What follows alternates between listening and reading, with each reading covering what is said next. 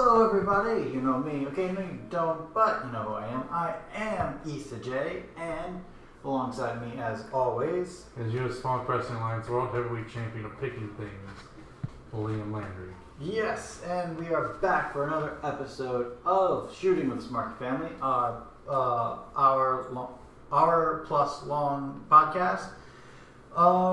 Right, how's your week been so far? It's been okay.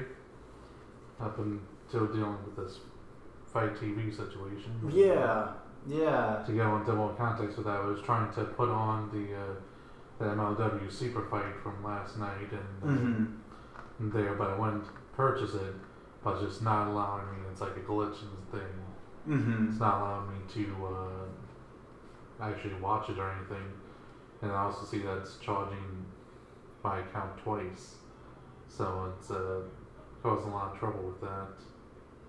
Yeah, definitely gonna have to call Fight and just get all that situated, because that is just absolutely ridiculous. Yeah, so we were gonna be watching that, but right now we just have Dark on instead. While we do our podcast, for me though, last week was super rough.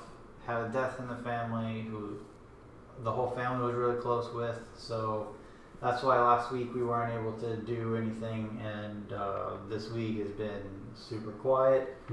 But we're back now, and we're about to get ready to get into the swing of things once again. So, without further ado, it's time to get on to the show. Let's go on to our first segment, and it is wrestling news outside the WWE. As always, we talk about the news that's happening within wrestling that isn't associated with WWE, because despite all of your main deals and stuff, WWE is still the biggest entity of wrestling entertainment. So they have their own section. So we're going to talk about the stuff outside. And we have some pretty big news from New Japan Pro Wrestling, but I haven't heard about it yet. So Liam is going to say what the news is, and I'm going to get, and y'all are going to get my honest reactions from it. So let's, without further ado, talk about that. I will go over the biggest news, and that is a match for the IWGP Junior Heavyweight Championship. Okay. At Wrestle Kingdom. It will be Will Ospreay taking on Hiromu Takahashi. He came out at Power Struggle to a great ovation. Yes. The time bomb. And challenged Will Ospreay to a match for the title he never really lost. And he hyped it out in the ring. So it's great to see he's back. LIJ is strong once again. That's awesome. Yep. So that's a big one. There's also going to have a match with Chris Jericho versus Tanahashi. So it's Chris Jericho trying to go for all the biggest names, in New Japan. And yeah. Okay, so Chris Jericho still has working relations with New Japan, looks like. Yes. So that's interesting. I wonder if that's the same for John Moxley as well. Yeah, it should be, as far as I know. Though I don't believe John Moxley has come back and said anything for Wrestle Kingdom just yet. And this was after a match, Will Ospreay versus Bushi, which I think was really good. Okay. Yes. Will Ospreay and Bushi, you said? Which one's Bushi again? I'm trying to picture him. With the mask and LJ? Ah, gotcha. Yes. Yeah, he is. Okay, I would see how they would put on a really good match together. Yeah.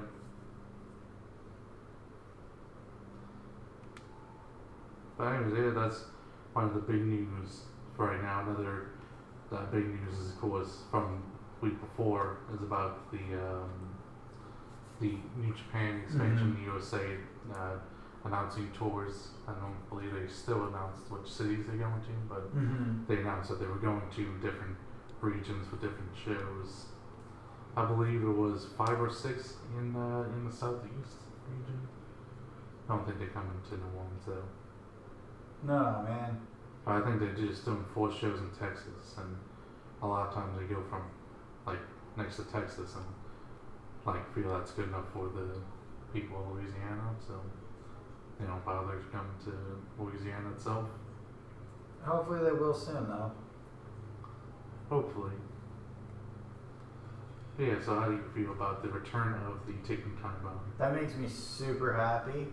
He was my favorite, and I only got to watch his stuff very, very briefly because unfortunate injury with Dragon Lee. But yeah, I'm super glad that he's back, and that's really, really big, really, really awesome. LIJ is fully strong once again, so that's amazing, and can't wait to see more LIJ shenanigans about to happen. Yep. Another news coming from Lucha Blog. I first saw him talking about it. It was a changing in the rules from the Lucha Libre committee in Tijuana, Mexico. Talking about the enforcement on a rule banning intergender matches, and also banning things like fire spots and light tube spots for dangers. But it's not necessarily known how strong it's going to be enforced. Because AAA also had an event pretty recently when they were making this announcement that had intergender matches in there, so they don't know if it's just a lot of talk or if it may not happen with the big companies. But it will be something big that changes the landscape of a lot of lucha wrestling. It would be a big thing if AAA can't defend like the intergender tag team belts in Tijuana. You would really have to shake things up, and especially be a downer for fans of the area that they may be missing wrestling because of the rules like that. But it's not 100% sure how much it will be enforced by, so it's just kind of a wait and see. It's kind of like how in Louisiana we have the whole no pile drivers, but you might see it at WrestleMania from WWE because they are above all that. Yeah, I think they talked about WWE and ROH as like ones that will be exempt for size. And plus, it's also one of those things that's just not really enforced well either. I mean, I'm sure it's happened at indie shows as well, especially at WrestleMania weekend. Right. Because it was an older existing rule. It was just the second time they had WrestleMania weekend here they actually talked about it. So it also could be a thing like that where it's not really going to be enforced well and just a lot of talk.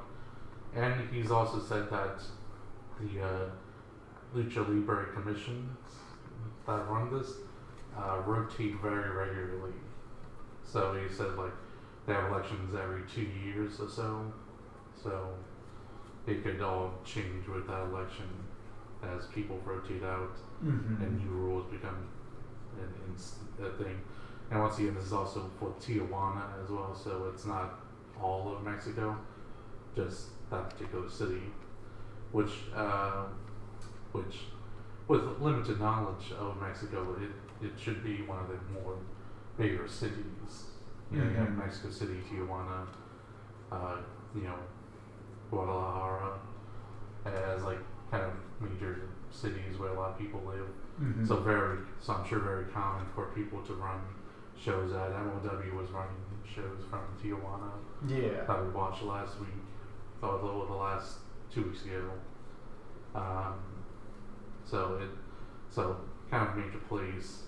So yeah, we don't know what's gonna come from this. We would just have to see as smaller shows try to put on intergender matches, whether they get flagged or not. So what are your thoughts on that and the reasoning? Because they said the reason behind is the idea of promoting domestic violence. Because of what wrestling is, I think it's a bit silly. And it's like banning pro wrestling intergender matches is like banning action movies to where the women are getting beat up by men, but it's an action movie. Sometimes those scenes happen. It's a bit nearsighted. I'm not exactly the biggest fan of intergender wrestling, but you can't deny Tessa Blanchard versus Sami Callihan isn't a draw because there are a lot of people invested in that storyline. You can't deny that Sexy Star taking on the men in Lucha Underground wasn't a big draw because like, the people in those crowds were eating it up completely. So I think it's just a bit silly and ridiculous, and it's going to be one of those things where it's kind of sort of impossible to really enforce. Yeah, I don't know. It's kind of silly to me. And it definitely ostracizes them for other promotions as well. I mean, like you said, MLW, I don't know if they're known for intergender stuff. No, they don't really have that. I mean, they really just kind of have Selena as the only woman they really have. Yeah. MLW. But Jimmy Havoc right now is their face commissioner or whatever. So it's almost as if, and he's a hardcore guy. He does the light tube spots. He does the fire spots. So does that mean MLW won't want to work there? Like the guys like La Parca or El Hijo de La Parc, maybe they would want to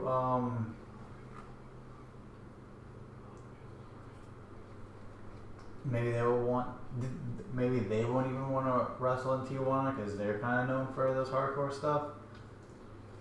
So it's just, and I should say kind of nearsighted. I think I got a little more confirmation. When I talked about how like it says like it sounds like they just use every name for him.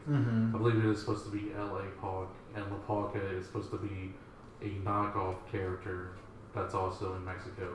That actually recently got badly injured on a suicide dive a few weeks ago, but I believe it is supposed to just be L.A. Park for him.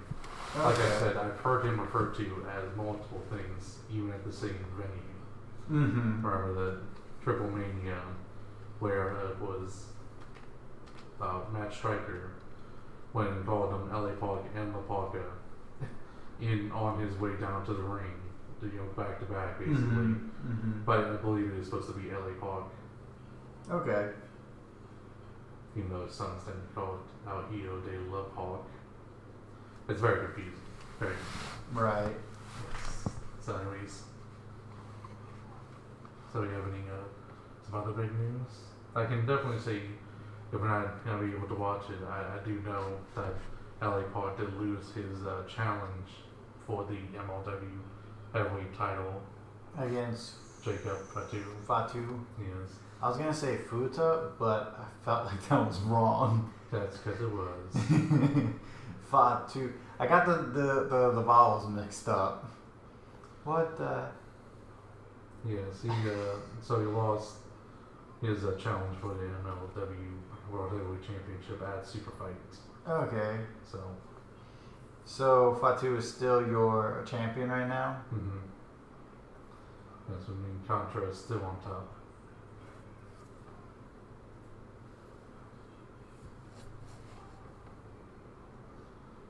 I'm still not the biggest fan of Sunny Kiss. I feel like he botches way too much. What? Does she realize she's in a skirt?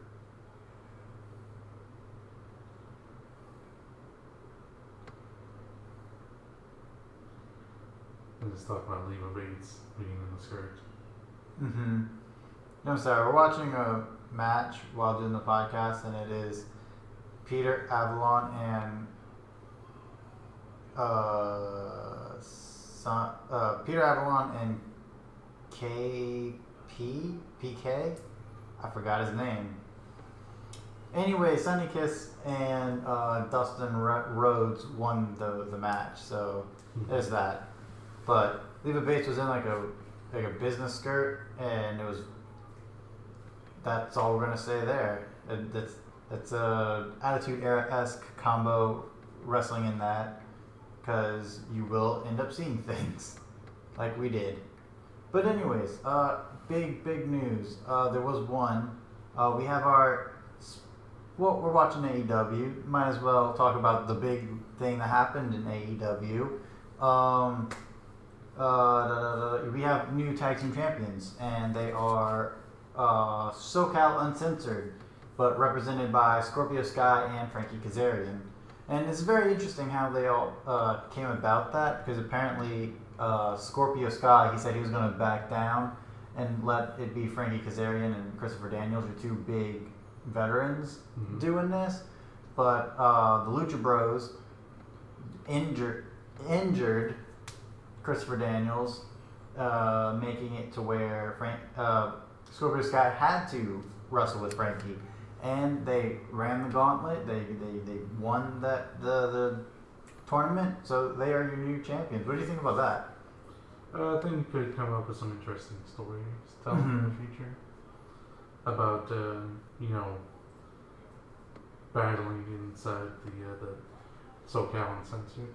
Mm-hmm. We could some back and forth of who's like your top guys, your tag team. Could see how it works out.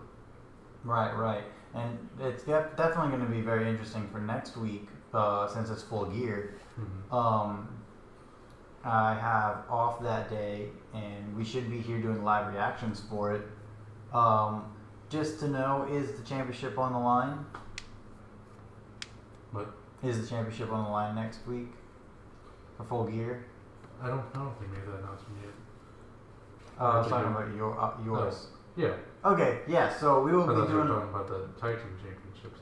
I wasn't sure. No, they haven't announced anything for the tag team champions yet. But it's such a Mardi Gras look to Penelope Ford. Yeah. I dig it.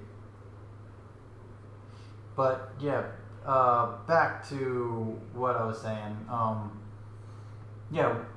For Full Gear next week, we'll be doing predictions and discussion video. We'll be doing our live reactions and reviewing what we see as it goes on. So that's going to be really fun. So definitely come in next week for that as well. But congratulations, Scorpio Sky and Frankie Kazarian, for getting those. For being the first ever All Elite Wrestling Tag Team Champions.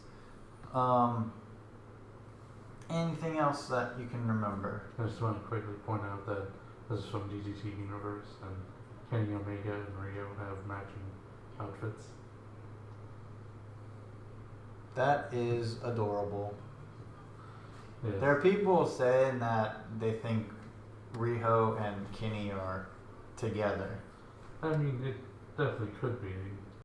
They do care a lot about each other, respect each other. But I mean, we're also not people who would go on to say that means that's a reason for Rio getting the championship, like others have said.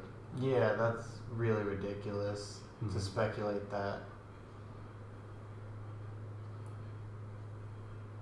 I mean, if it was because someone's in a relationship, wouldn't your main president have his wife be a champion right now? Yeah. Or what is his name? Nick is the one married there. His wife just randomly comes out. Never wrestled before becomes champion. Right. So we can talk about Full Gear here. We can talk about the matches. Yes, let's run down what they have so far. Yeah, so that's according to Wikipedia. We're gonna have John Moxley versus Kenny Omega any non-sanctioned match. Which I heard John Moxley had a really great promo this past Wednesday saying how he's really angry about that. And because it's now unsanctioned, he's going to be like, well, you're going to now get your golden boy killed. You wanted it, you're going to have it. So very interested in seeing what's going to happen there. I mean, Chris Jericho versus Cody was a singles match for the AEW World Heavyweight Championship. And this has been building, like, from what I could tell, listening to reviews and stuff, this has been building, I think I said that wrong. Yeah, the build to this match has been really, really good. Mm-hmm. And what's the next one? Young Bucks versus Santana and Ortiz in a tag team match. That one, I think, is going to be, for me, match of the night. With all this, it just makes the Young Bucks look like they hate Hispanic people. And then Adam Page versus Pac in a singles match. So that's what we have so far confirmed, but I mean, there's still more opportunities for tag match you can put in there, women's championship match you put in there. There's still a lot of things that's probably going to be put in there before it all ends, you know. Mm-hmm. So yeah, definitely. We have a go home week this Wednesday, so we'll see what other matches gets added. Because 3 matches built so far is not a lot to go on. Yeah. The only other thing, Karen, did you see the Beating the Elite Halloween episode this week? No, I have not seen it yet. What happened? Well, it starts off with a Toy Story parody. You know how the Nice. original Toy Story movie pointed out with like Andy playing with the action figures and like I think Mr. Potato Head robbing the place or something. Mm-hmm. Well, they did that, but with like Kenny Omega, and he's like, "Give me all your stars," and then they have like all the action figures, but then they pull up a Meltzer action figure, and he like drops 6.5 stars. And again, he's like, "Oh wow, it's not even in the Tokyo Dome." That is funny. And instead of Slinky Dog, they have Cody's Husky Pharaoh. Mm-hmm. And then instead of what is that thing? Was he just called T-Rex in the movie? Rex. Yeah. Mm-hmm. Instead of Rex, it's Luchasaurus. And it's like, and it's who was it? Maybe I think it was Heyman Page that was like playing the Woody character, and he's like, that makes sense. And it's like, in order to stop your Slinky Dog, we have a dinosaur that's more over than anyone else on the roster. And it's like, that is very true.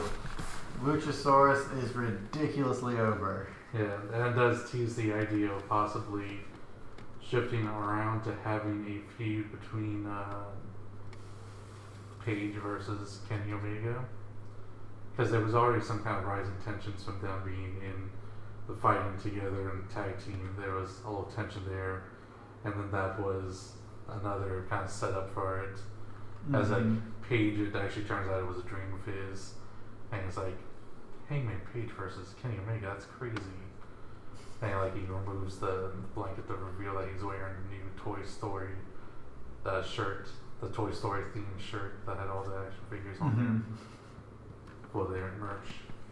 And it's like, yeah, so that was a pretty funny statement right there.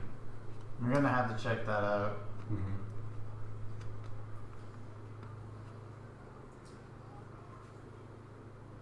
I never see something like that before. That's a pretty, innovative there. Mm-hmm. Is it skipping? Yeah, it had some weird skips that happened before.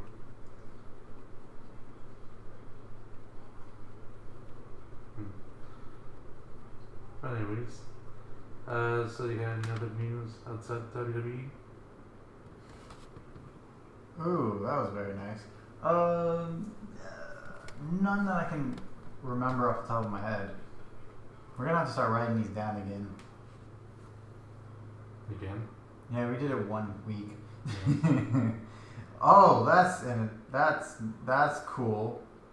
Very cool. There is like a double stretch, like converting a sunset flip power bomb into a double stretch. Break up the pin. Now counter with a abdominal octopus style stretch while keeping the other hold in.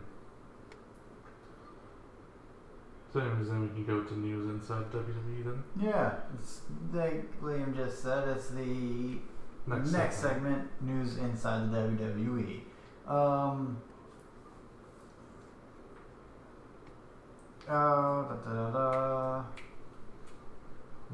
One of the biggest pieces of news is we have a new Universal Champion.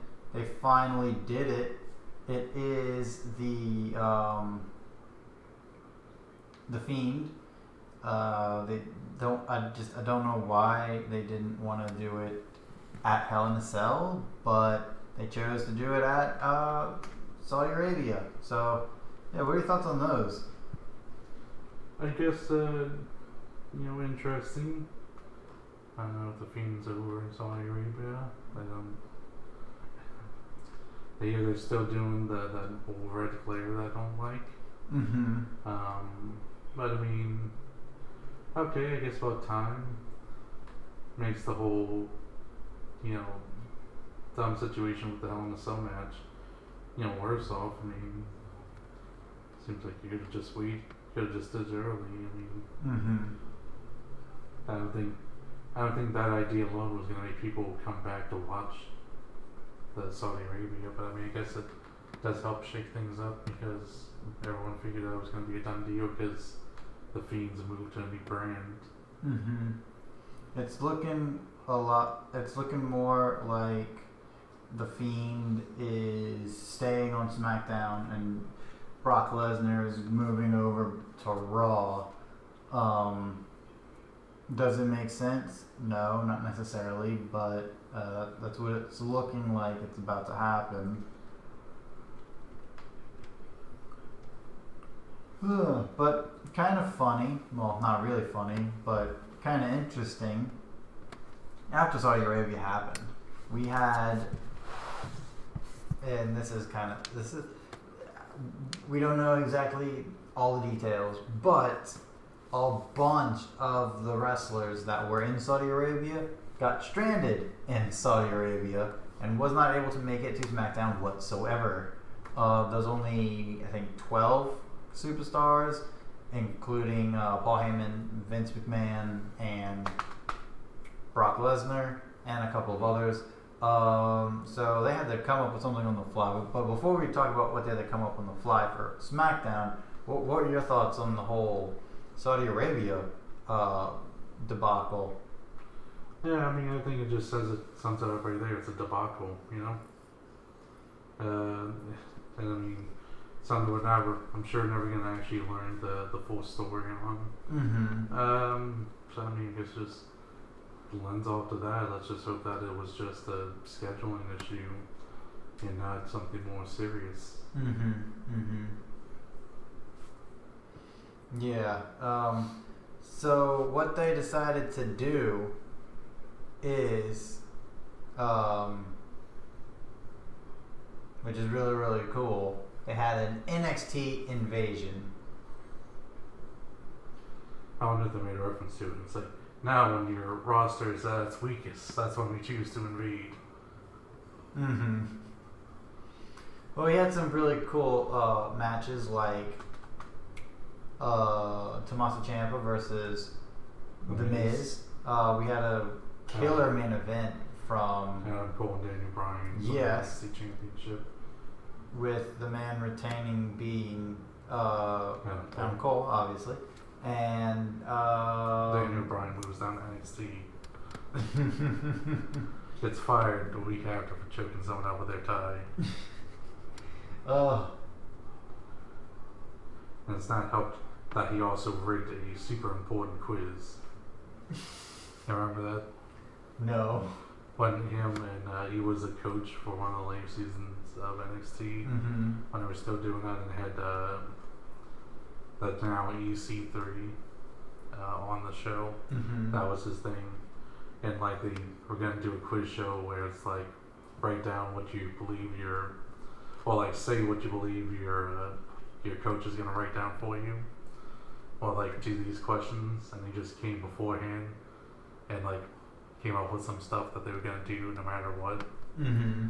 It's like random stuff. It's like, what does your coach think your potential to be?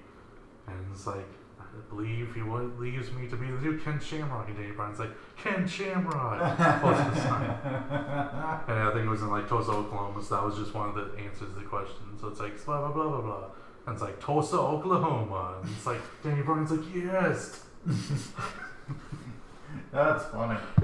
It was one of the best parts of any of the seasons of NXT. Just because of that. Obviously cheating on this quiz. But yeah, so of course he was going to retain. Also, there's of course reports leading to the idea that there's going to be flipping around since Bray Wyatt is the new Universal Champion. I think he's a SmackDown star to move Brock Lesnar and his championship over to Raw. Yeah. That looks like it is about to happen that way. And for the first time ever, we're gonna have main roster SmackDown versus main roster Raw versus NXT at Survivor Series. That's gonna be interesting and crazy. And yeah, so that's some interesting stuff. I would also figure it'd probably been a good night for the women on SmackDown, given that they didn't have most of the SmackDown men. So I'd hope that would give a lot of women chances to shine. Outside of course, Lacey Evans and Natalya, and also Lana, all made appearances. That would have been that was the funniest one with Lana, seeing that because of how much outfits. It's like you killed the gimmick, Saudi Arabia. But luckily both of those are Raw people, so they don't have to worry about that. But yeah, so yes, I guess at least because of the rules, I mean that they couldn't have cuckolding storylines. So that's good. I know Shayna Baszler came out in to SmackDown. Yes, and after what I heard was a really great match between Nikki Cross and SmackDown Women's Champion Bayley. We had Shayna Baszler come in and attack Sasha Banks. Then she attacked Nikki Cross, and then she attacked Bayley. So that's really interesting, and that was like the start of it all right there. And then she attacked the ref and the timekeeper and some random people in the crowd. And then she got fired because she choked somebody out with a tie. Yeah, it was too realistic. It's like they weren't even wearing a tie. I brought my own. Yeah. But anyways, yeah. So it's a good opportunity for them to shine, and of course there is that. To also mention that they did have a women's match in Saudi Arabia. The very first women's wrestling match, and it's looking like they're trying to. Hey, maybe Saudi Arabia is trying to be better. Who's to know? They still have a pretty bad regime, though. So regime. So it's still gonna take some time. Yeah, I mean, I guess maybe to some people that was never my major concern. My major concern was always that they were working for the Saudi government, and that was always the problem because he did other shows, and it's like it's fine if you go to a country and do a show there, and you have to follow their rules about women. Like I know, was that one country singer that's like on The Voice and stuff, and his name starts with like a B or something. Yeah, Brad Paisley. No, it's something else. Well, that's the only country dude I know that starts with a B. Maybe it's not a B, I don't know. He, not that long ago, won Keith Urban? Won like Sexiest Man Alive. And everyone's like, what? Why? That's funny. I mean, he wasn't attractive, but everyone was like, yeah, that's the sexiest man alive.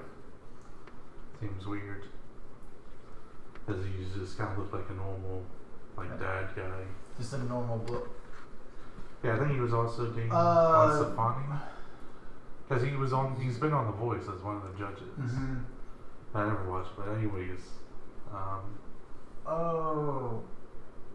And I know who you're talking about now.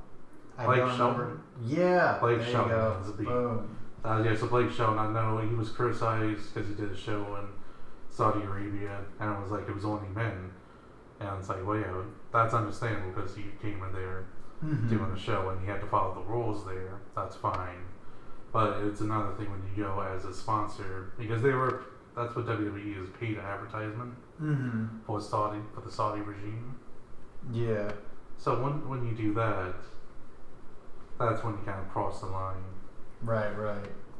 And it's like you're basically the voice and responsible and connected to the regime as a whole. And they have a lot more problems than just the fact that, they didn't let women wrestle in front of people. You also have the fact that the outfit they had to wear, and I don't know if Ricochet was just too sexy and they had to make him dress up as well, because he was pretty covered. He ended up coming out as My Hero Academia, I heard. Yeah, he was cosplaying as that. But yeah, so what was I trying to say? There's even more things to that, like the fact that all the women there would have had to been accompanied by men, There's a lot bigger issues than just that thing, and the fact that they're representatives of the country is when it comes into a problem. And it's not that different from when you had, say, the Globetrotters and Dennis Rodman go to like North Korea, and people were like, why are you doing that? I mean, that's what they say, the reason why Saudi Arabia is even higher the shows is in an attempt to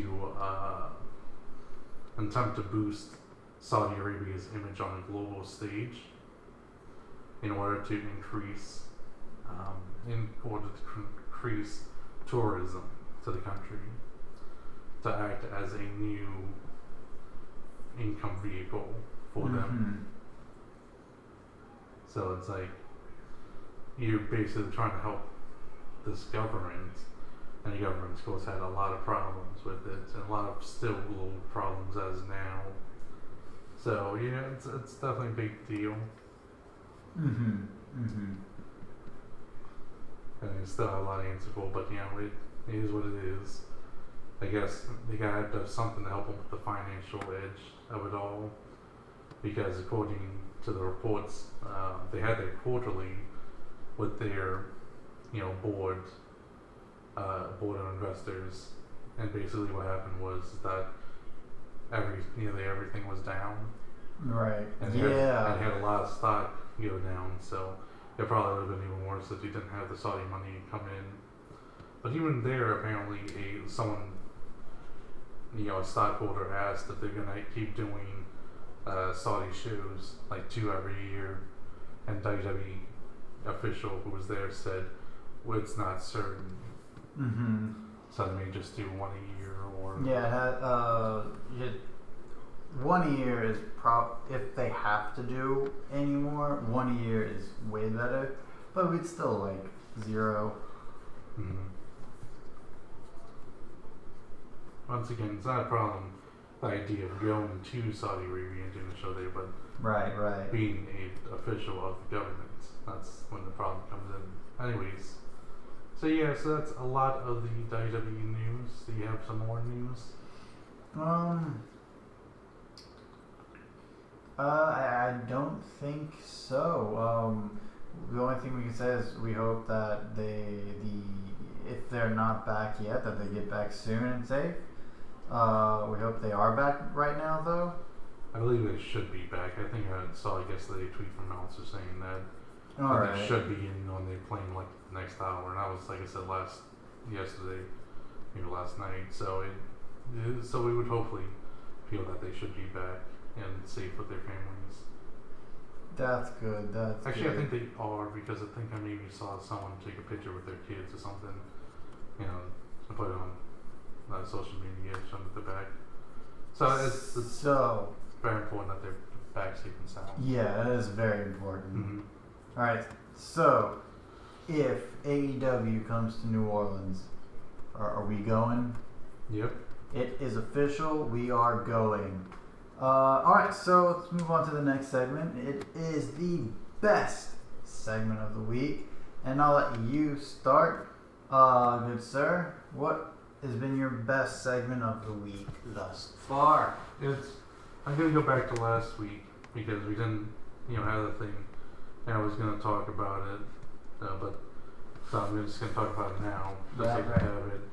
I'm gonna go with from Bound for Glory, Michael Elgin versus Mauro Fuji. Okay. So that was just a really good singles match. Mm-hmm. It's a very Japanese style match. Not super long, just like 18 minutes. So it was well timed, well paced out, very hard hitting. It took a lot for him to finally take Mauro Fuji down because Elgin did win here. Mm-hmm. But it did take a lot. He had to finish off with the burning hammer. So that's one of those ending moves. Someone's not does is kick out of the burning hammer. Right. Kind of like how no one kicks out of the one-winged angel, or the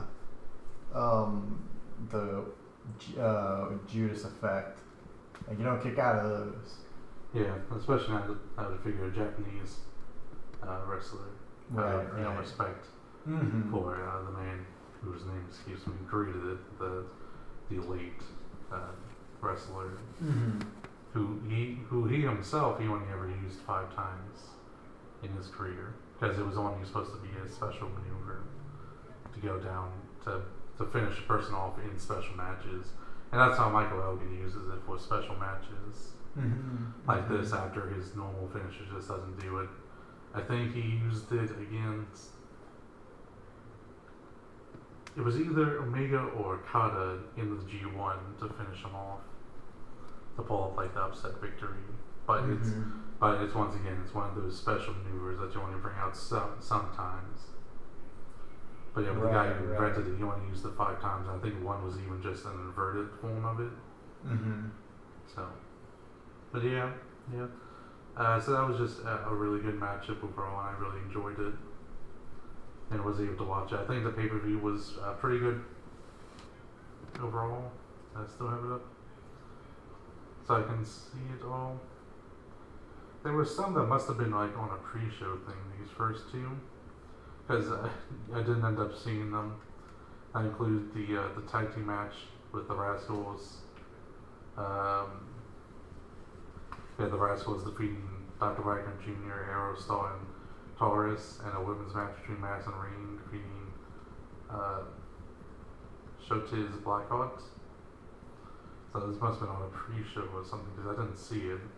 They did have some technical difficulties at the start of the pay-per-view, but after that, it went pretty well. The Rumble, went fun. They had some returns. They had Joey Ryan who came in, and he's actually confirmed since then that he's signing with Impact Wrestling. Right. And then some other ones, some women came in. So a lot of things. The Taya versus Tennille Dashwood, that was pretty good. Not super great, but pretty good. Then the Tag Team Championship, the Triple Threat, it's very good. The North retaining, defeating Rick Swann, Willie Mack, and Rhino versus Rob Van Dam. The only problem with it was pretty much the end, where Rob Van Dam just turned heel. Yeah, I heard that happened. I mean, the announcers, I guess, tried to set it up. It seemed like Rob Van Dam was in the corner a lot and not getting a chance to get in there, but it still felt a little out of left field and, made it too much about the retired stars over these, younger teams that it really should be about. I guess not retired stars, but these bunch of older stars, instead of focusing on younger talent.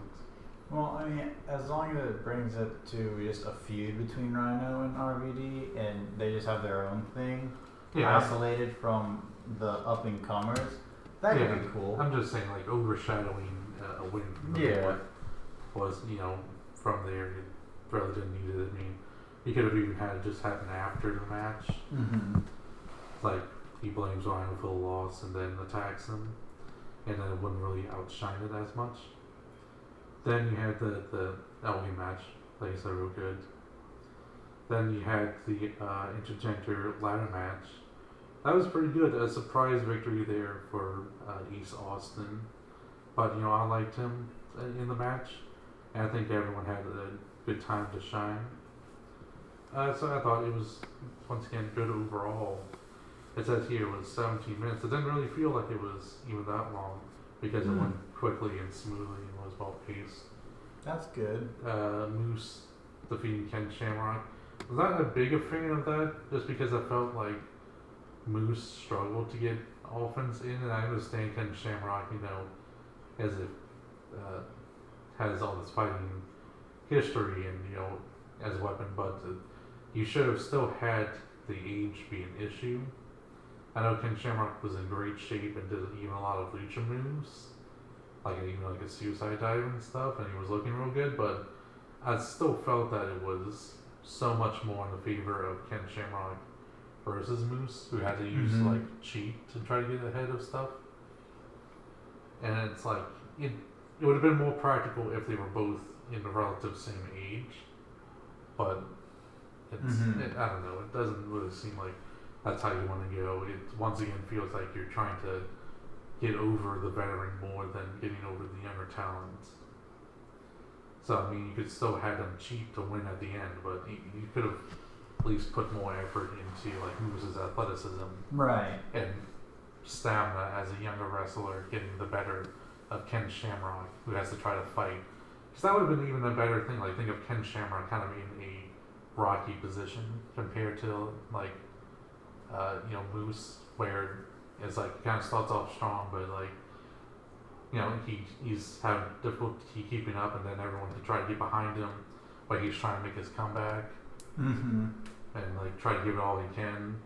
But then like once he's about to get it, then Moose cheats again to win.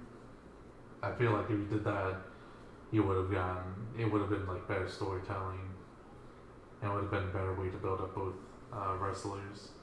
Then you had Brian Cage versus Sami Callihan. That was a pretty good match. There was no disqualification match. It made that like the day of the show because of all the heat between the two. And it was started off with a pretty good promo from Sami Callihan. That was kind of like a worksheet type promo. And then Brian Cage won that match, but then Sami won later on that week, right? Right. And because the worksheet promo was a really good segment.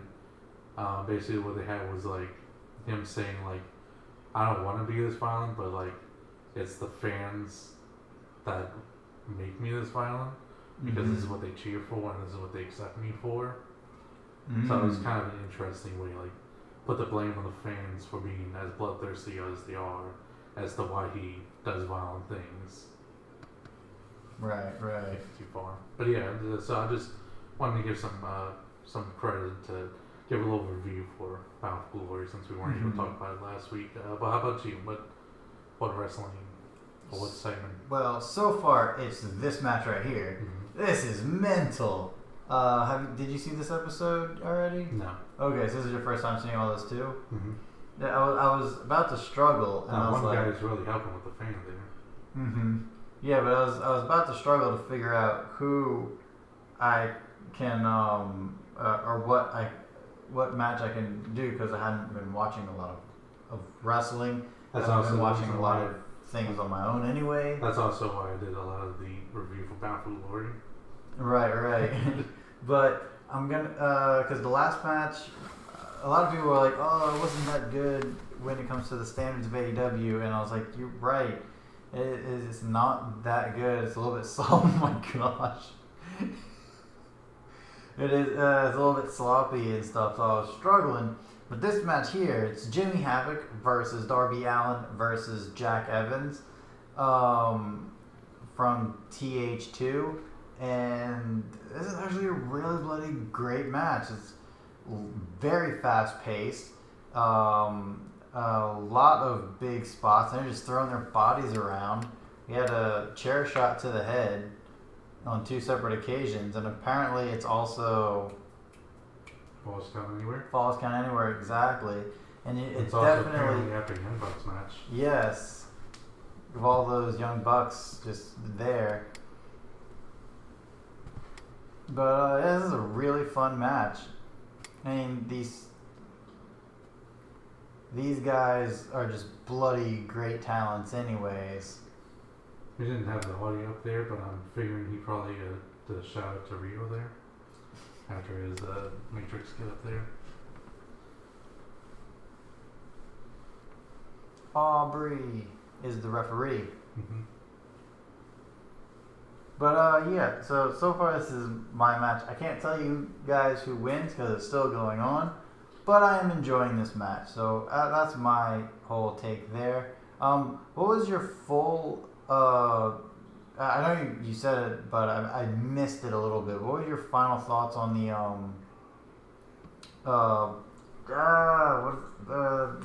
the ladder match for the X Division title? Oh, I thought it was good overall. Mm-hmm. A lot of people were taken aback because Tessa didn't win there. Mm-hmm. It was Ace getting the last minute thing, but I thought it still had entertaining moments, and it was a good chance for a lot of people to have their own type of spot to put in there. Mm-hmm. It kind of shows me that I think Tessa is better as a face than a heel. Even though she seemed like a natural heel, she did a lot to get over. There was like a point when it's like male wrestler was about to go up to the ladder, but she's like on top rope and she's just like F you, and like jumps on them and like takes them down. Mm-hmm. A lot of people really like to gravitate to. So it feels like that, especially with that, because I mean, to be honest, it's a lot easier for a woman to be a face in intergender matches, just Mm-hmm. because there is still the, that the feeling of her kind of like a woman's always gonna look like the underdog in intergender matches, unless there's someone like a Nia Jax or Nyla Rose, Or Awesome Kong. or Awesome Kong, yeah. Outside of situations, or like China, but outside of situations like that, the woman's always going to look like an underdog because of the size difference. Mm-hmm. So it also helps with her being a good face. But yeah, so I thought it was entertaining overall. Like I said, seeing a lot of people were taken aback by the not going with Tessa, but I still liked it. Okay. But yeah. So I guess because I Maybe can't probably really. like second favorite, I guess. Oh, okay. Now I probably can't talk too much more about this match because, well, it's still ongoing. So we're just going to move on to our next segment, and it is going to be the Are You Serious segment, where we take a piece of wrestling, whatever, and we either praise it or we rant about it. And I'm actually going to praise WWE, not because of the situation that they're in, but because of the creative team being able to come up with something very entertaining and crazy on the fly with the NXT TakeOver SmackDown. I thought that was really, really entertaining and really bloody fantastic. So good job WWE for pulling that out of the ether and not only that, but giving a lot of matches times and letting NXT win clean. Mm-hmm. You had Tommaso Ciampa going over. You had Rhea Ripley and what's her name?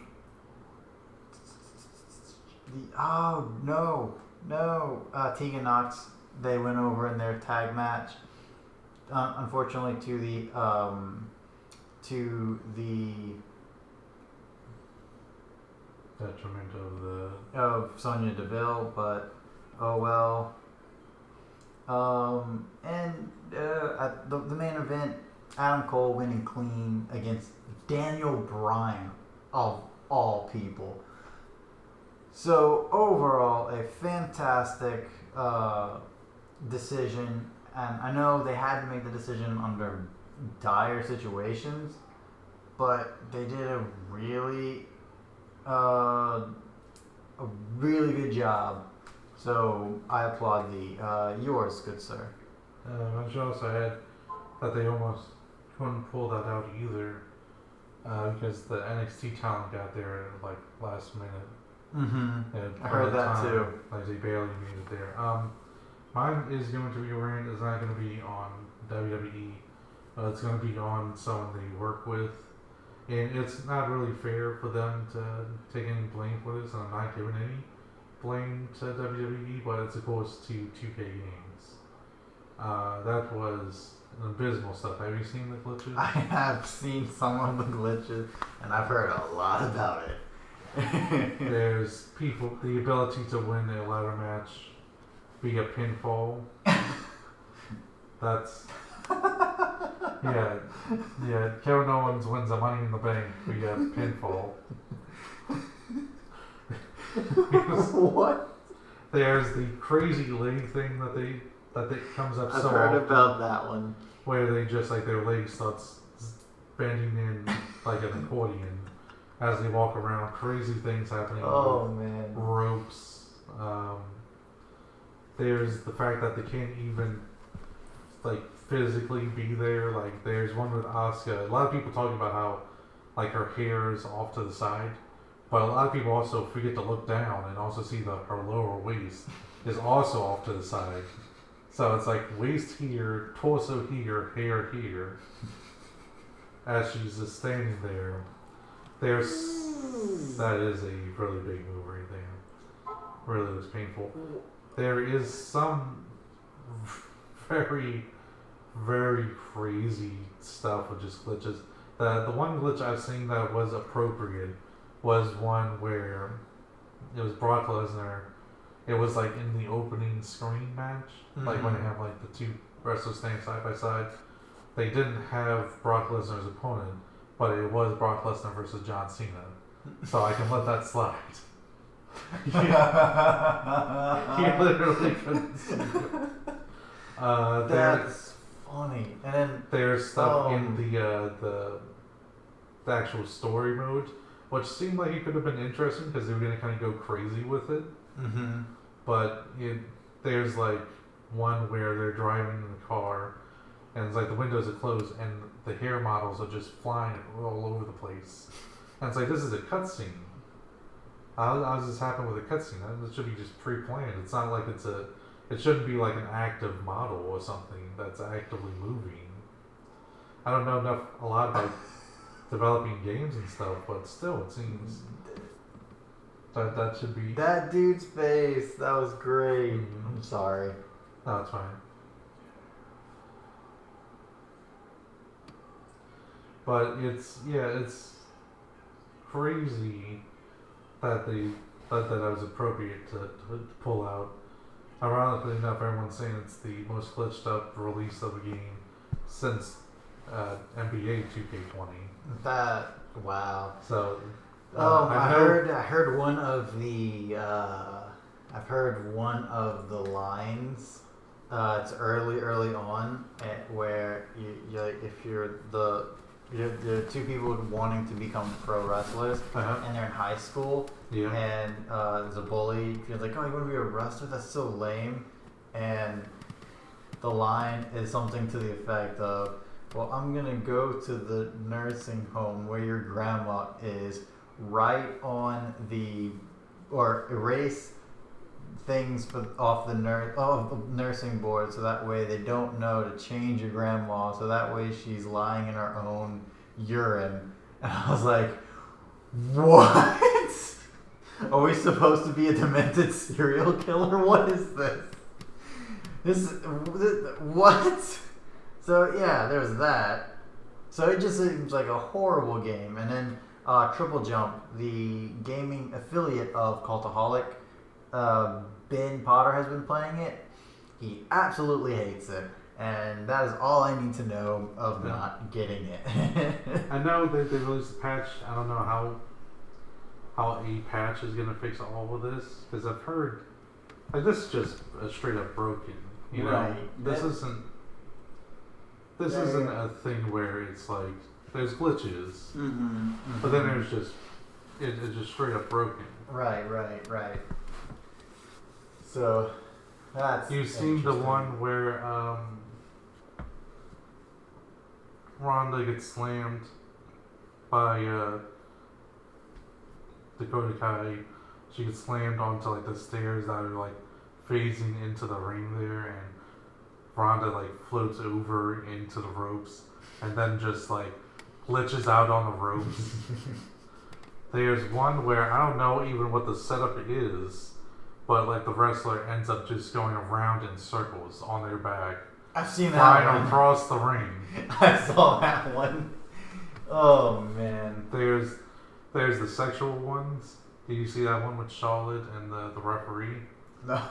It's like the referee is like on his knees right by Charlotte and whoever she's putting the figure 8 in, and she's like bending backwards as they're kind of glitching closer. So now Charlotte's face is in his crotch and her crotch is in his face. What's going on? Oh man. And Well, that's the only good thing is that the comedy from it. Yeah, and that's not it's a good thing for us, but not a good thing for the game at all. But yeah, so those were our rants and praises. So let's move on to our next segment. I will say also this. I know a big thing was that they said that they're no longer working with Ukes, which was the company they outsourced it to, and the person who made it said that they were at Ukes. The president said that they have been really upset with 2K. Yeah. Yeah, I've heard that too. Over the years, and they also said that they're developing their own wrestling game. Okay. So it could actually be something even better than what they did under 2K, because it seemed like according to them, that they've been stifled for a while. Right. By 2K games, so that hopefully something better. But anyways, yeah, we can go on to our next segment. Yes, the next segment, which is Book It Yourselves, where we take whatever it is and we book it ourselves. And we've done a lot of booking for WWE. So let's now book something for AEW. I was going to book NXT invades Saudi Arabia. So who goes over on the Crown Prince? Shayna Baszler. Ooh, really sticking it to Saudi there. Yes. It's like not only a woman, but if I remember correctly, a lesbian woman as well. Because Shayna's lesbian, at least bi, I believe lesbian. Because that's actually something they don't talk about, oddly enough, for all their firsts. That she is the first champion, homosexual champion. And they never actually make a deal out of it, even during Pride Month. But yes, Shayna over. It's Taz! You could tell because it was orange tie, and that's it. Nothing else. But yeah, so and anytime someone does a judo move, he's like, "You're copying me." It's like, this is already an existing judo move. You're copying me. But so we're gonna take let's do this. It's not a tournament. It's thankfully. I know we did a lot.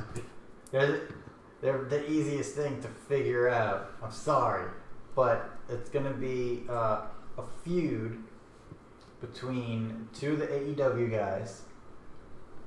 How they start their feud, how they end their feud, and the ending is going to be for a brand new championship that we are going to name. So I feel like it should be someone really, really popular versus someone up and coming. What do you think? good. I think we go John Moxley versus Jimmy Havoc for the Hardcore Championship, ending with Jimmy Havoc being killed by John Moxley in a death match, in a literal death match. Yeah, the only way you can win is if you die. I mean, the only way to lose is to die. Yes. But for seriousness, bad boy, Joey Janela. Alright, so Jimmy Havoc and John Moxley was their very first match. Oh, we're going with that? Yeah, why not? Oh, okay. I was just saying for the joke of the actual literal death match. But yeah, we can go with that. Because I feel like Jimmy Havoc is or if not Jimmy Havoc, definitely the one guy they are building up right now. It's Darby Allin. Mm-hmm. So Darby Allin? Yeah, we're gonna change Jimmy to Darby. So it's gonna be Darby Allin and John Moxley. I'm guessing they meet their beginning of their feud in I want to say it is a battle royale. That's how they first meet, or the casino battle royale. They're in the second one, for whichever reason, or the third one, for whichever reason for the men. And Darby Allin gets the upset elimination of John Moxley, and obviously John Moxley is not okay with that. He goes in, paradigm shifts. One of the heels then takes advantage and eliminates what is his name? Darby Allin. So I think that's how they start their feud. And obviously AEW is a lot different than WWE, where the next week a match won't happen because that's ridiculous. You have to let it build. You have to let it simmer. So John Moxley, he's still in a whole thing with Pac right now, and it's just like they're really angry with each other. They're having a big match on Dynamite, and out of nowhere, skateboard to the head. Pac gets his weird little crucifix submission in, passes John Moxley out, and I think that's where we really start to build them up to All Out. Because I don't know when the next pay-per-view is going to be, and I don't even know what it's going to be called. So, where would you take it from there? So skateboard tag. I don't know. I guess it'd have to be like a situation where, I don't know. Moxley, Darby Allin. I don't know. Maybe a situation where John Moxley is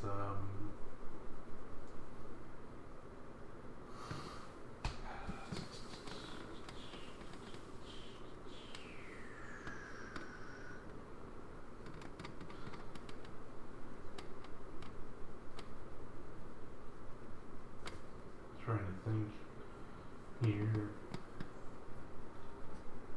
but it's like John Moxley, I guess, has to call out Darby Allin and calls him for a match later that night, and like Darby Allin accepts, as Darby Allin comes out later that night. John Moxley jumps him from behind and like beats him with a skateboard, and then with other things, and just drags him into the ring and tells the ref to, ring the bell. Mm-hmm. And then he just kind of works him over a bit before going for the pin. And I mean, like, before the match, he's going to get worked over a lot. Like, Darby Allin's going to barely be responsive. And, like, the only reason the ref goes with this because Darby's still like, yes, do it, go for it. But he's no shape to put up an actual fight.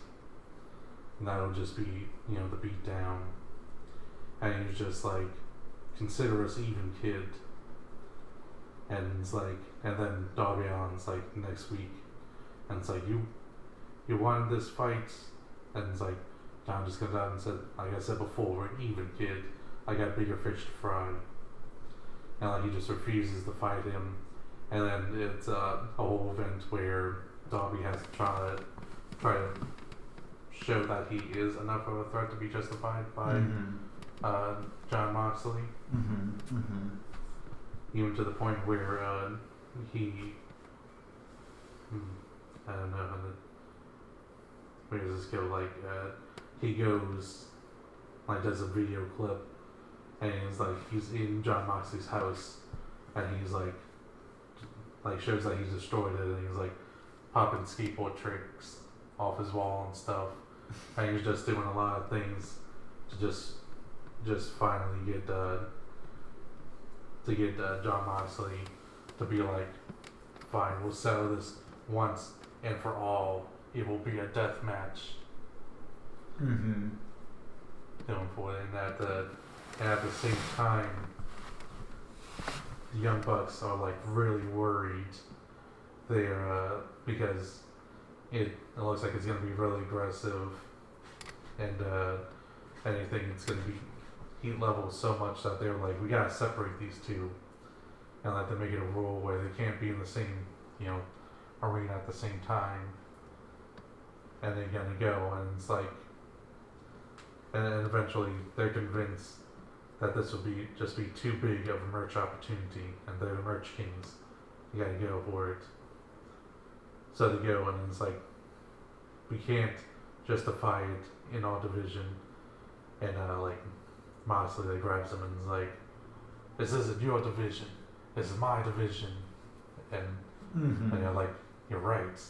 And the next week they announced the new division of the Hardcore Championship division, where all matches are unsanctioned, all matches are basically death matches, no rules, no nothing. It's just pure violence, and that's how that becomes that.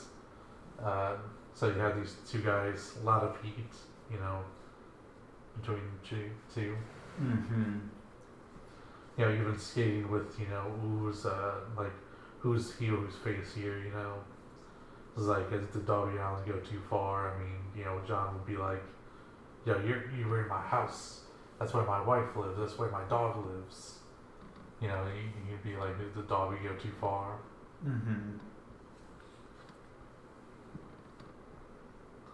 So I can feel like it.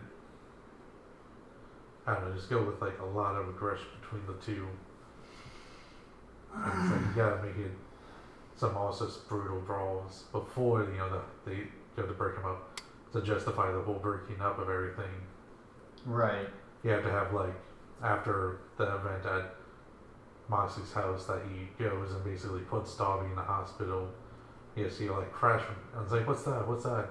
And you see Moxley just beating down Darby Allin, that's all covered in blood and everything. It has to be taken away to the hospital, Yeah, just make it sound serious. And it's always like, is Moxley going too far? Is Darby going too far? You don't always know, because there's just so much heated anger and violence, which would be really, really, really cool. And so, obviously, Darby is an up-and-comer.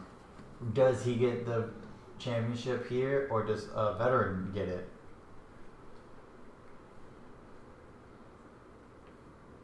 I think he gets it here. Okay. Yeah. So Darby Allin becomes the first AEW Hardcore Champion. Alright, and it'd be like a really big match at the main event, unsanctioned, as all hardcore matches. And I think that would be really, really cool. You're welcome, AEW, if you end up watching this and you end up seeing it, you just got a free,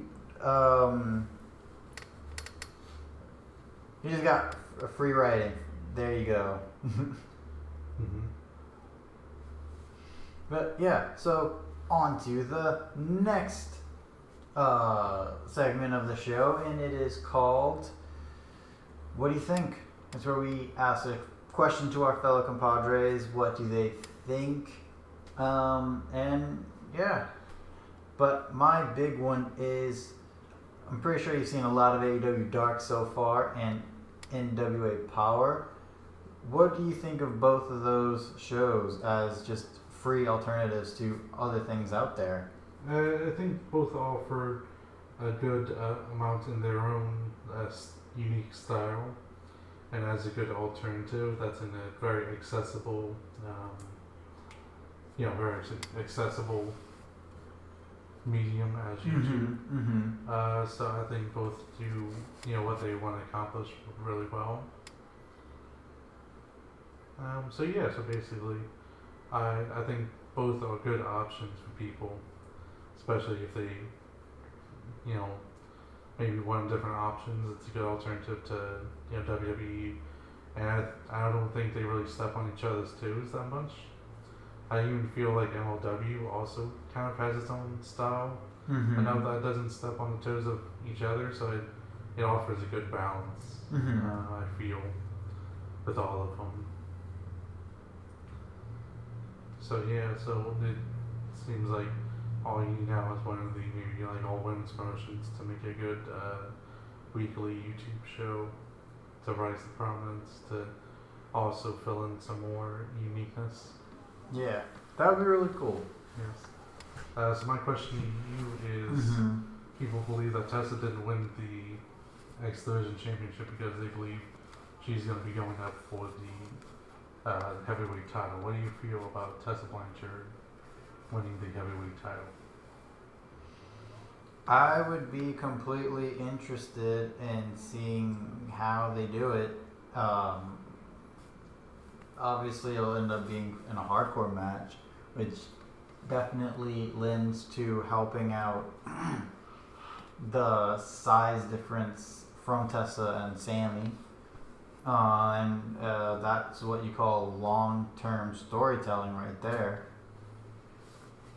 Because, I mean,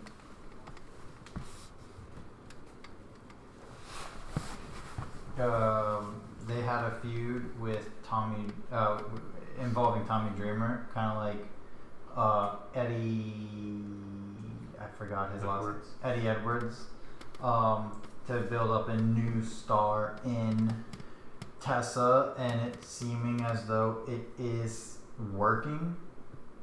So yeah, they just have to put Tommy. he's in a lot. He is. I wonder if he's a booker on that. Most likely. Yeah. he had to quite a big spot for that tournament as well. That gauntlet. Well, not.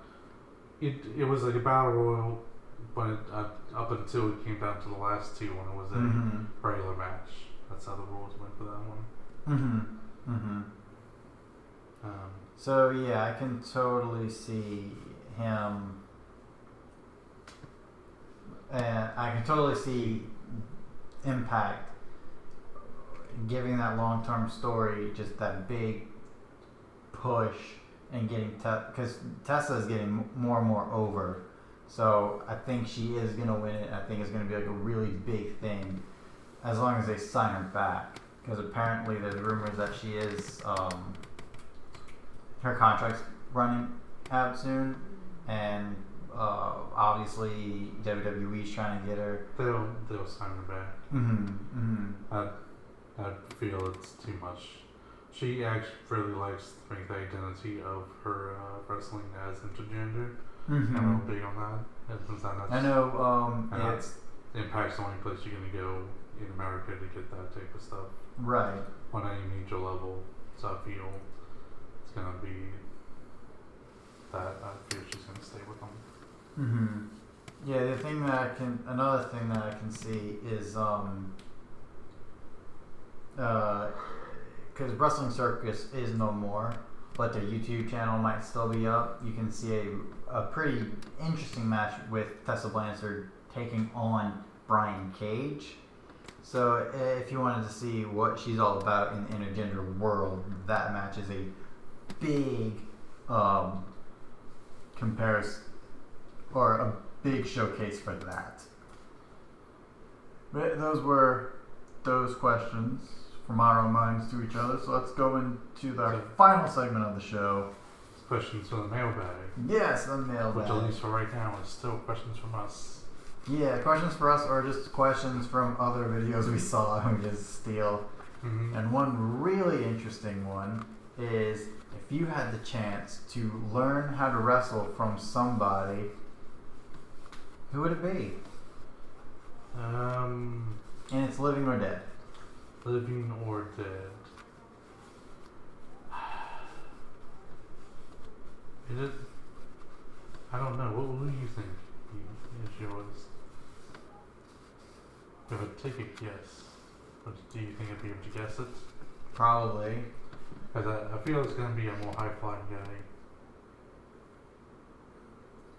One that I feel would be in your top would probably be John Morrison.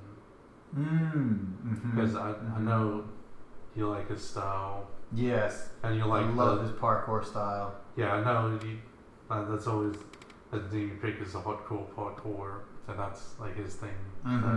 So I figured that, but apparently it wasn't that one because you were surprised by that pick. So which one were you thinking?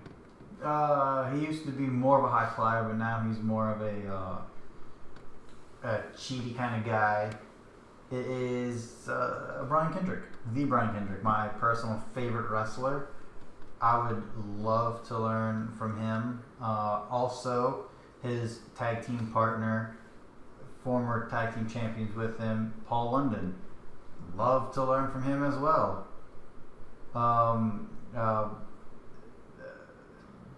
Those guys really got me into tag team wrestling. So she's not in the skirt there.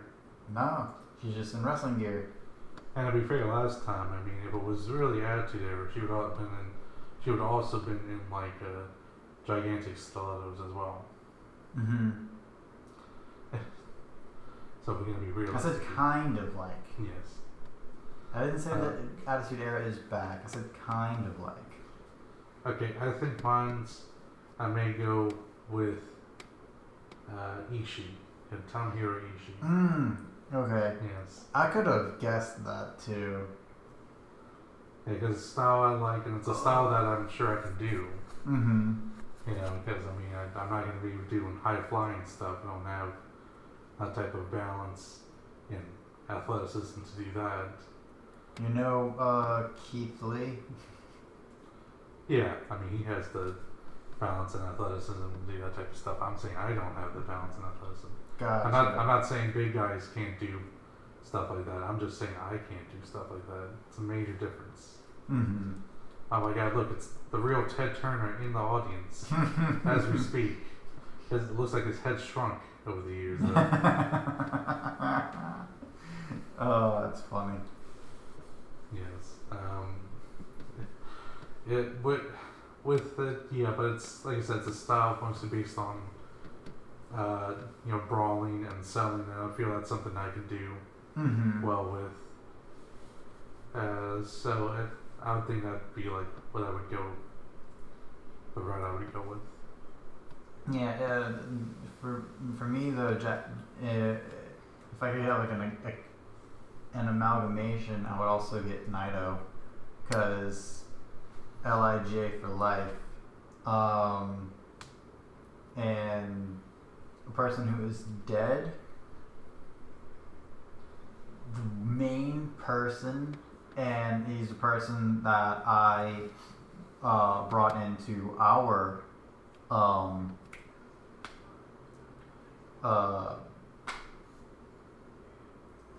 Hall of Fame, the Smarky Hall of Fame. That is my brain is just not working today. Bruno Sammartino. I would love to learn from him. Those would be for me. Just that, and what you said to John Morrison, to learn more parkour, to learn the sneaky style from Brian Kendrick, the Tranquilo style from. I would want all of that and then create my own style. Out of all of those styles. If you want sneaky style, you should get Rocky Romero, king of sneaky style. Yes. Well, I may also put in there as a blend with Kenny Omega. Yeah. Like great matches together. Thinking of like what Kenny Omega does with his style and storytelling in the ring, but with Ishii's like aggressive look and selling. I mean, when it comes to wrestling, I think those are some of the best in the world at what they do. I think Ishii is the best in the world at selling. I feel like Omega is one of the best in the world with storytelling and move execution. Mm-hmm. Kenny Omega is also one of the best at theatrics. Mm-hmm. Like, he is able to display emotions very, very well while he's in the ring. From what I can see, he looks like he has a theater background. Mm-hmm. And Ishii, is also good for teaching you how to, fight against adversity. He wasn't trained by New Japan because of his small size. They didn't want him initially, so Mm-hmm. university going over, and he seems like also a pretty cool guy in Mm-hmm. real life. One funny thing I was just seeing on Osprey's thing is like someone's tweet out, it's like what would be the embarrassing picture that they would put up in a situation where they're writing an article about you getting lost or kidnapped or something, and he just posted up a picture of him like in a hoodie in one of the tour buses. And it was like, this was taken by Ishii. And then there was like another embarrassing picture. And it's like, also taken by Ishii. And he talked about a story how he got drunk one time and ate the ice cream off of Ishii's head. So it seems like Ishii's probably a real fun guy out of the ring. And I feel not as scary as he is when he's in the ring. Yeah, I can feel I can do that because I look more scary than, overall than what I actually am. So I feel like I could be like Ishii in that regards. Because my wrestling face, I feel looks, annoyed or upset or like almost angry all the time. But even though I'm not that, so I feel like it'd be an easy transition. And that's probably not with like Ishii. That's probably just like what his wrestling face looks like. But he's actually a pretty cool guy. So I heard a question here. How about what do you think? With their entry into that battle royal was also Kylie Ray, who was also became a full-time member of the Impact roster. What do you feel about that? Yeah, it is definitely interesting. Makes you really think what's going on behind the scenes of AEW. That dude looks like Enzo Amore. That is scary. I feel a lot maybe from a lot may come from like I feel one thing with Joey Ryan, the reason why he went there and why it wasn't really a big question mark that it was there. Like I wouldn't be surprised is that he's a big proponent of intergender wrestling and done a lot with that, and the Khan said that they didn't want intergender wrestling. I can feel it's also possibly similar for Kylie Ray, who's done a lot of intergender wrestling on the indie circuit. Maybe she didn't want that restriction, or maybe like they didn't have a good storyline built up for her and she just asked for a release and felt like she had more room to grow in Impact. But we don't know. And also when Kylie Ray came out, her logo for her name that says Kylie Ray was done in the Pokemon text. So that's cool. And for Impact. Yep. So I'm guessing they're doing more with the Pokemon-esque gimmick that she likes to do. I mean, I have that text.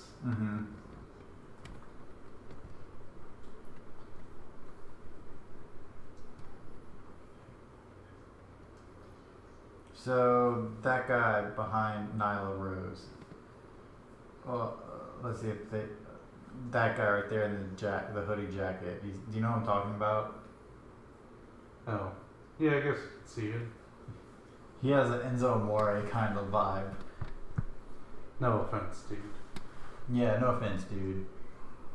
We hope you're way better and nicer than Enzo Amore. Here's the next question. If there was a situation, and bless you by the way. Thank you. If there was a situation in San Andreas with a massive earthquake, would you take a helicopter to fly in and save Alexa Bliss? Obviously. Yes. It's Okay. Alexa Bliss. Okay, well, just putting out the question. It's also dangerous. Yeah, it's very dangerous. You have to First, go I would save. Well, I guess she's the only one there, but like a. It's a very hypothetical situation. Do you know the Yes. video I'm referencing? Not really. Okay. It's from an up, down, down video. But she was on there with Xavier, and they ended up talking about fears, Mm-hmm. and she's just said she's really afraid of earthquakes, and she's like, what? And she's like, I know I what know. she means. I know if I'm out there, The Rock's not just gonna come flying and save me like the San Andreas movie. But then The Rock did tweet at her saying, "Don't worry, if you were ever in that situation, I would fly my helicopter in to save you." But he said, "But I don't know if I could actually be able to save you as well, Xavier." And Xavier's like, "Nah, cool, man, I got it." That's funny. Yes.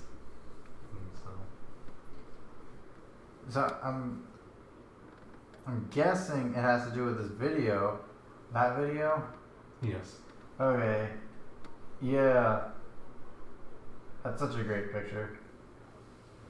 She looks like she's really happy when she's around all the geeky stuff, which is really cool. But yeah, so think we all know your answer is also a yes. Yeah. Yes. I guess the final mailbag question that I wanted to bring up was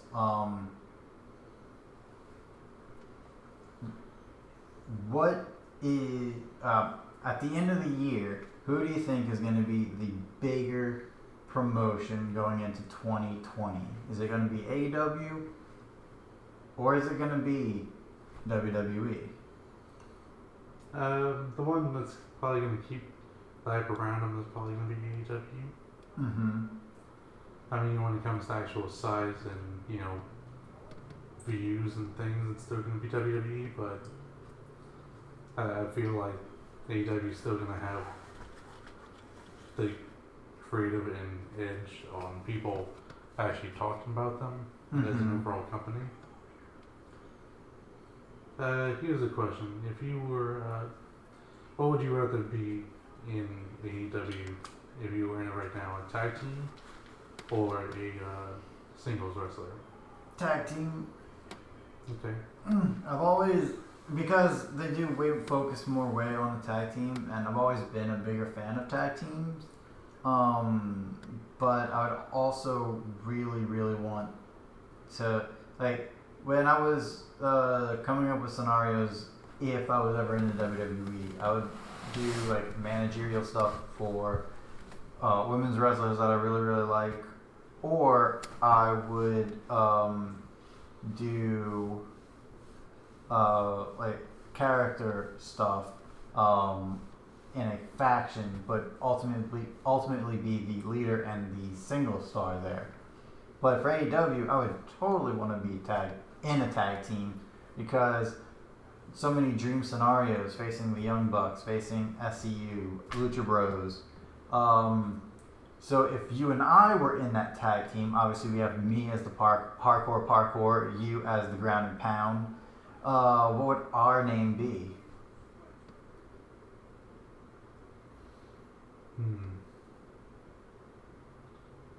Unless, of course, they just call us up from our channel and we're just the Smarky Family. I don't know. Think of something like from thick to thin. I would do something based on the looks. And you being your combination of your training with Brian Kendrick and Ido and Bruno and Johnny Mundo, and me and my mixture of Kenny Omega and Ishii. But what would it be? Would it be heel or face? I think we would start off as tweener, kind of like how Jack Evans and Angelico did, and we'll see, and we'll judge what the fans do, and then because we are who we are, we'll do the exact opposite. Like if they're really loving us, we'll start to play up to it, and then just completely turn heel on them because that's just our personality. Or if they're like booing us and stuff, we'll do whatever we can to get them on our side. Like try to get hugs from the best friends, or try to attack one of the heels and fail miserably. It's stuff like that. I think that would be interesting. He's all bloodied up. Yes, he is. That's Pac he was talking about. Mm-hmm. But yeah, the last couple things that I completely forgot about. Former British boxer Anthony Ogogo, he is now All Elite. He is their pet project, and that's really really cool. So good luck, Anthony Ogogo. And when WWE SmackDown was on FS1 because of the World Cup, they didn't even crack 1 million views. So those are 2 bits of news that I completely forgot that I just wanted to mention at the very end. Well, it was from older stuff. Yeah. They were back up since this past week. Mm-hmm. So it was just that it definitely showed that they don't have a loyal viewership. Mm-hmm. More of a just watch it because it's on TV viewership type. Because a lot of people clearly didn't follow them. Also, a lot of people don't have FS1 because I know I don't. It's a different package entirely. It's still a good amount of homes. I think 90 million. Mm-hmm. So. Wow. Yeah, and that's interesting. Mm-hmm. And would you also feel like you think the Nielsen team, when they're picking families to do this household, do you think they would pick like the households that have like the most? It's like you got all the channels. Yes, good, okay. That seems like the most accurate way to do because they don't compile like every single person viewing it. They only compile people who are part of the Nielsen family, as they call it, and then those ratings are then just kind of put through statistics because that's what they do. Like when you do polls and stuff, you don't poll everyone. You poll a large enough group and then just multiply it over the population and get you a great idea. So unlike stuff like YouTube or other internet-based things, where you can get a direct number, you can't get a direct number. It's technically an educated guess. That kind of makes it sound like it's not important. It is still important. It's still pretty accurate, but it's still an educated guess.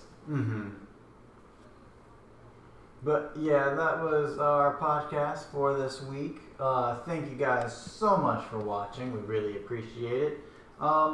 Please comment down below and let us know all of your thoughts on what we covered today, and let us know any information that we were not able to get before the podcast. Comment down below. We will read and respond. Also, please give us all those sexy likes. And the unsexy ones. After you do that, share this video and all of our videos to your friends. And enemies. Might as well. Once all of that has been accomplished, go and hit that subscribe button so that way you are a part of the Smarky family. After that, go and ring the notification bell because you want to get notified for when you go live for our podcast shooting with the Smarky family.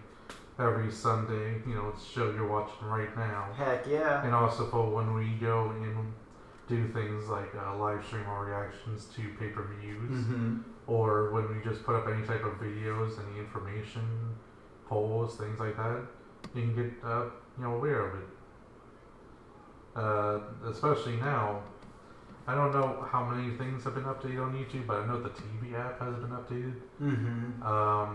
And that's for my LG, and for that they now made it so that you have your side where you have all the tabs and stuff, like you would go over to reach down, but it's like the first is like homepage, the next gaming, then movies, music, others, then it's like subscription, like second from the bottom.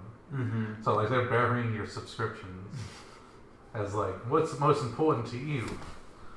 The things you subscribe to, that's stupid.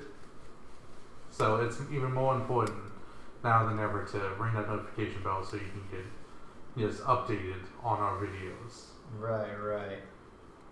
And yeah, thanks again so much for watching. Please go onto the Twitterverse and follow me on Twitter at @ESAJ_STP. Follow me on Twitter at Liam_SWA. And have a great week. We'll see you on Saturday for AEW Full Gear. Hopefully we'll be able to see if we can figure out a way to refund him for MLW, or hopefully we get to watch MLW. We'll see what happens after that. And we'll let you know everything that's been going on there.